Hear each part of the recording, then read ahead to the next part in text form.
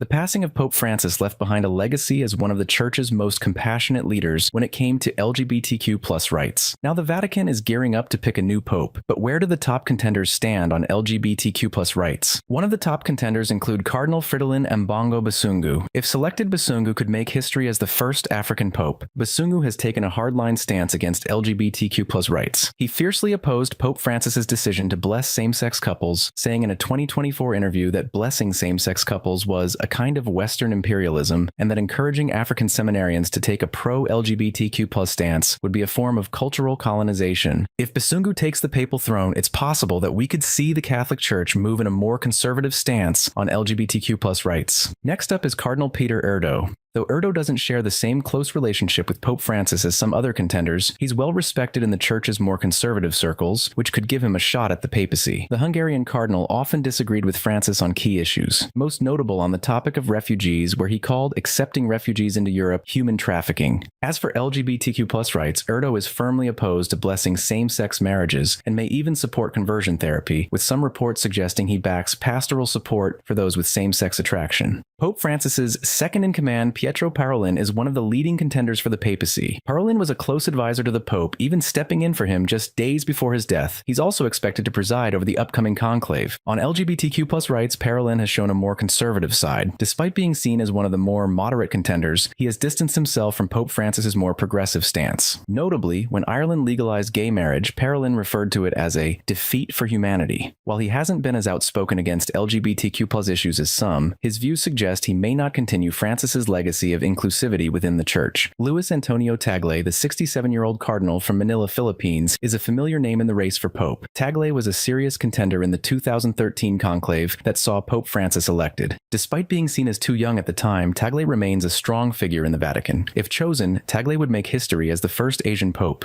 while he remains firmly opposed to abortion, reflecting a traditional stance in line with core Catholic teachings. Tagle has been one of the more progressive voices among church leaders when it comes to LGBTQ rights. While many of Pope Francis's allies distanced themselves from the Pope's support of same-sex couples, Tagle stood firm in his belief that the Church needed to reassess its stance. He has spoken out against the Church's approach to LGBTQ rights, which he believes has left queer Catholics, divorcees, and single mothers feeling alienated, a stance that aligns with the more compassionate tone set by Francis. Cardinal Joseph Tobin is one of the few Americans in the race. The 72-year-old cardinal from New Jersey has long been an advocate for LGBTQ inclusion. Known for his outreach to marginalized communities, Tobin is seen as one of the most LGBTQ friendly cardinals. His progressive stance has set him apart from other contenders, making him a standout in this conclave. Tobin has openly welcomed LGBTQ Catholics, even hosting a